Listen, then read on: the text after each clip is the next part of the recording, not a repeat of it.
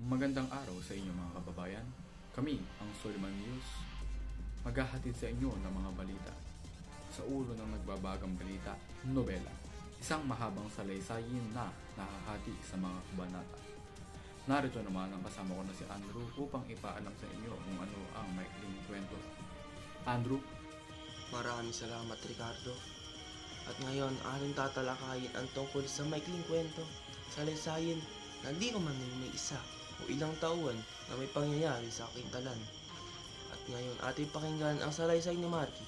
Maraming salamat po, kababayan. Salamat sa iyo, Andrew. Ito naman ay pabala. Mga salaysaying hubad sa katotohanan na ang mga tauhan ay mga hayop.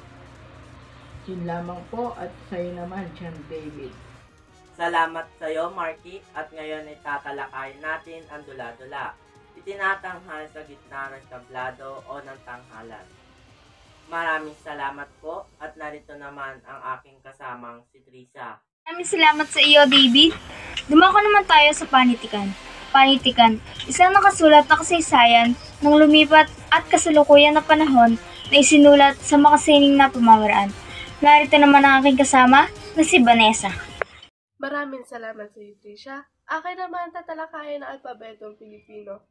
Ang mga alpabetong Pilipino ay binubuo lamang ng 10 mga letra at ang alpabeto sa kasakuyan ay binubuo naman ng 28 mga letra.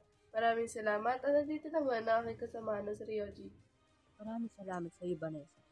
At sa huling bahagi ng aming balita, aking sasabihin ang mga hiram na letra sa alpabetong Pilipino.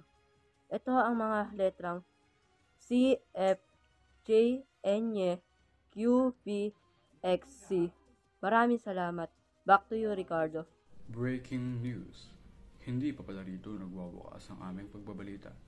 Akin pang tatalakayin ang pandiwa at ang mga aspekto nito. Pero una sa lahat, ano nga ba ang pandiwa? Ang pandiwa ay bahagi ng pananalita o wika na nagsasaad ng kilos, aksyon o galaw ng isang tao, bagay o hayop. Narito naman ang iba't ibang aspekto ng pandiwa. Ating unahin ng perpektibo. Ang aspektong ito ay nangangahulugang tapos o naganap na ang isang kilos o aksyon. Ito ang ilang mga halimbawa ng mga kilos na nakapaloob sa aspektong perpektibo. Kumain, tumalon, lumipad, natulog, umikot, bumili, nasunog, tumakbo, at umutot. Pangalawa naman ay ang aspektong imperpektibo. Sa aspektong ito, nagaganap ng kasalukuyan ng isang kilos o galaw. Narito ang ilang mga halimbawa ng mga salitang may imperpektibong aksyon. Umiiyak, kumakanta, naglalaro, nagsusulat, natutulog, nanonood, umiikot, nagsasalita, tumatawa, umuutot. Ang pangatlong aspekto naman ay ang aspektong kontemplatibo. Dito ay magaganap o mangyayari pa lamang ang isang kilos o galaw. Narito ang ilang mga halimbawa na nagsasaad ng kontemplatibong aksyon. Bibili, kakain, pipigit, mamamasyal, matutulog, magsusulat, kakanta, maliligo, tatakbo, magsasalita, lilipad, iiyak at uutot. Narito naman ang mga iba't ibang mga pangungusap patungkol sa mga aspekto ng pandiwa. Perpektibo o naganap na. Si Jacob ay kumain ng adobong dinosaur na may sahog na kanin noong nakaraang gabi. Ang salitang perpektibo sa pangungusap na ito ay ang kilos na kumain. Bumili. Ito pa ang isa. Bumili ako ng cheese stick na makunat sa kantin kanina sapagkat ako ay nagugutom. Ang perpektibong kilos na ginamit sa pangungusap na ito ay ang salitang bumili. Ito pa ang isa. Si Michael ay napautot sa gulat nang malaman niyang natalo ni Mayweather si Pacquiao sa boxing. Ang perpektibong kilos sa pangungusap na ito ay ang salitang napautot. Atin namang talakayin ang mga pangungusap sa imperpektibo o sa kasalukuyang nagaganap. Kasalukuyang umuulan sa bayan ng San Miguel ng tubig ulan sapagkat ngayon ay panahon ng tag-ulan. Ang imperpektibong kilos sa pangusap na ito ay ang salitang umuulan. Naririto pa ang isa. Nagsusulat ang mga mag-aaral sa pangkat Suliman sapagkat sila ay mga masisipag na mag-aaral. Ang imperpektibong kilos sa pangusap na ito ay ang salitang nagsusulat. Dumako naman tayo sa kontemplatibo o isasagawa o gagawain pa lang. Mag-aaral ako mamaya sapagkat kami ay mayroong pagsusulit sa Filipino bukas. Ang kontemplatibong salita na ginamit sa pangusap na ito ay ang salitang mag-aaral. Tatalon ako sa New Year sapagkat sabi ng mga matatanda ay tatangkad raw di umano ang mga tatalon sa New Year countdown. Ang kontemplatibong salita sa pangusap na ito ay ang salitang tatalon at tatangkad.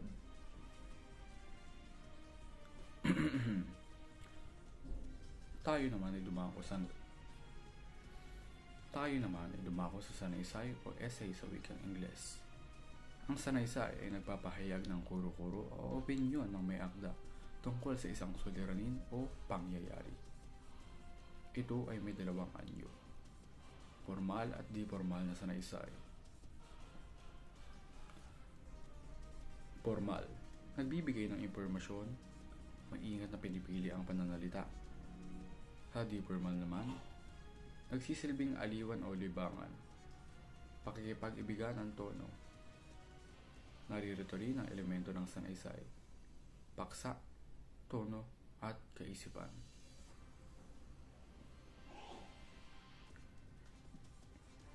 Atin naman talakayin ang panghalip o pronoun sa wikang Ingles.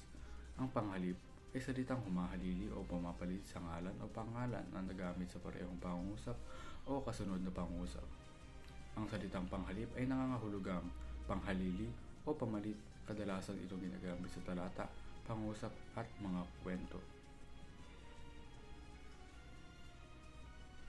Anapora. Matatawag mo na anapora ang isang pangusap kapag nauna ang pangalan sa panghalip. Halimbawa, si Mark ay hindi magulo, siya ay tahimik lamang. Matatawag mo naman ang katapura ang isang pangusap kapag nauna ang panghalip sa pangalan.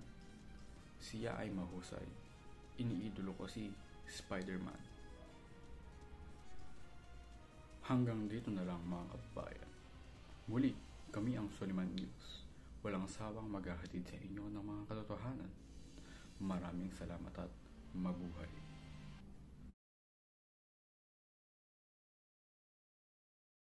Magandang araw sa inyo mga kababayan. Kami, ang Suliman News, maghahatid sa inyo ng mga balita. Sa ulo ng nagbabagang balita, nobela, isang mahabang salaysay na nananapusanggara naman. Maraming salamat, Ricardo. At ngayon ating tatalakayin. Maraming salamat sa Ricardo. At ngayon ating tatalakayin.